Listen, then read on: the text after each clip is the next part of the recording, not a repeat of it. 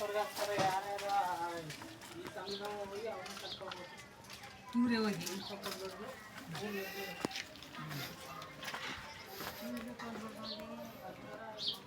ತಾಯಿ ನನ್ನ ತಮ್ಮ ಲೋನ್ ಕಟ್ಟಕ್ಕಾಗದೆ ಮಾನಸಿಕ ರೋಗವಾಗಿ ಒಬ್ರಿಗೆ ಮಾತು ಬರ್ತಾ ಇಲ್ಲ, ಇನ್ನೊಬ್ರಿಗೆ ಮೈಂಡ್ ಅಪ್ಸೆಟ್ ಆಗಿದೆ. ಆದರೂ ಕಟ್ಟಕ್ಕಾಗ್ತಾ ಇಲ್ಲ. ಅವನು ಹೊರಗಡೆ ಹೋಗಿ ಕೆಲಸನೂ ಮಾಡೋಕ್ಕಾಗ್ತಾ ಇಲ್ಲ. ಮನೆ ಪದಾರ್ಥನೆಲ್ಲ ಮಡಗಿ ಅವ್ರಿಗೆ ಲೋನ್ ಕಟ್ಟಿದ್ದೀವಿ. ಇವಾಗ ಕಟ್ಟಕ್ಕಾಗ್ತಾ ಇಲ್ಲ ನಮ್ಮ ಕೈಲಿ. ನಮ್ಮ ತಾಯಿಗಂತೂ ಮಾತು ಬರ್ತಾ ಇಲ್ಲ, ಕೆಲಸ ಬದುಕು ಏನು ಮಾಡ್ತಾ ಇಲ್ಲ. ನನ್ನ ತಮ್ಮ ಹೊರಗಡೆ ಹೋಗಿ ತಿರುಗಾಡ್ತಾನೆ ಇಲ್ಲ.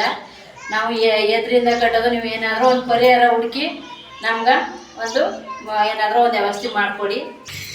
ಕಷ್ಟ ಏನು ಕಷ್ಟ ನನಗೆ ಗೊತ್ತಿಲ್ಲ, ಏನೂ ಆಯ್ಕೆ ಇಲ್ಲ. ಆಗಿರೋದೇ ಇದ್ದಾಗ ಹೊಡೆದ್ರು. ಮತ್ತೆ ನನಗೆ ಬರ್ಬೇಕಾಯ್ತು, ಬಂದಿದ್ದ ಸ್ವಾಮಿ ಕೈ ಹಿಡಿತೀನಿ. ಹಂಗೆ ನಮ್ಮ ಸ್ವಾಮಿ ರಮೇಶ ಕಾಲು ಪತ್ನಿ ಮಾಡೋಕ್ಕಲ್ಲ. 3 ತಿಂಗಳಾಯಿತು ಇವನಿಗೆ. 20ನೇ ತಾರೀಕು ಬಂದರೆ 3 ತಿಂಗಳಾಯಿತು ಈ ಥರ ಆಗಿ. ಯಾವುದೂ ಏನೂ ಆಗಿಲ್ಲ. ಮತ್ತು ಫೈನಾನ್ಸು ಸಂಘದವರು ಎಲ್ಲರೂ ತುಂಬ ಹಿಂಸೆ ಕೊಡ್ತಾರೆ. ಹಗಲು ರಾತ್ರಿ ಎಲ್ಲ ಬರ್ತಾರೆ. ಬಂದು ಕಟ್ಟೋ ತನಕನೂ ಮನೆ ಬಿಟ್ಟು ಹೋಗೋದೇ ಇಲ್ಲ. ಅಲ್ಲಿ ಹಾಸ್ಪಿಟ್ಲಲ್ಲಿದ್ದಾಗೂ ಹಿಂಸೆ ಕೊಡ್ತಾಯಿದ್ರು. ಹಾಸ್ಪಿಟ್ಲಲ್ಲಿ ಬಂದು ಕಟ್ಟಲೇಬೇಕು ಅಂತ. ಏನು ಕಟ್ಟೋಕ್ಕೂ ನಮ್ಮ ಹತ್ರ ಆಗಲ್ಲ. ಇವನಿಗೆ ಹೊಟ್ಟೆಗೆ ತಿನ್ನೋಕ್ಕೂ ಏನೂ ಇಲ್ಲ. ಆದ್ರೂ ತುಂಬ ಸಮಸ್ಯೆ ಕೊಡ್ತಾರೆ. ಇತ್ತೀಚೆಗೆ ಮೈಕ್ರೋ ಫೈನಾನ್ಸ್ಗಳ ಹಾವಳಿಗಳು ತುಂಬ ಜಾಸ್ತಿ ಆಗಿದೆ.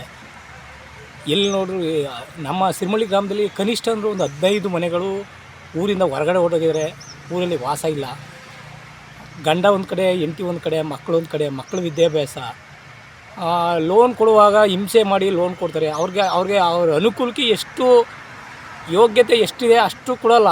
ಅವ್ರಿಗೆ ಮಿತಿಮೀರಿ ಸಾಲ ಕೊಟ್ಬಿಡ್ತಾರೆ. ಅವ್ರು ಕಟ್ಟೋಕ್ಕಾಗೋದಿಲ್ಲ.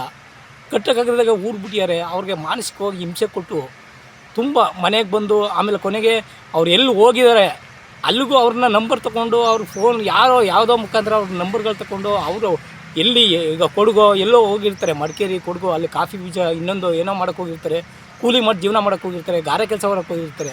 ಅಂಥ ಕಡೆ ಎಲ್ಲ ಹೋಗಿ ಅವ್ರಿಗೆ ಕಿರುಕುಳ ಕೊಟ್ಟು ಅಲ್ಲೂ ಕೂಡ ವಸೂಲಿಗೆ ಹೋಗಿ ಅಲ್ಲೂ ಅವಮಾನ ಮಾಡಿ ಸಾಕಾಗಷ್ಟು ಹಿಂಸೆ ಕೊಡ್ತಾಯಿದ್ದಾರೆ. ದಯಮಾಡಿ ಎಷ್ಟು ಈ ಮೈಕ್ರೋ ಫೈನಾನ್ಸಿಂದ ಎಷ್ಟು ಜೀವಗಳಿಗೆ ಹಾನಿ ಆಗುತ್ತೋ ಅಂತ ಗೊತ್ತಾಗ್ತಾ ಇಲ್ಲ. ದಯಮಾಡಿ ಈ ಮೈಕ್ರೋ ಫೈನಾನ್ಸ್ ವ್ಯವಸ್ಥೆನ ಒಂಚೂರು ಕಂಟ್ರೋಲ್ ಮಾಡಬೇಕು.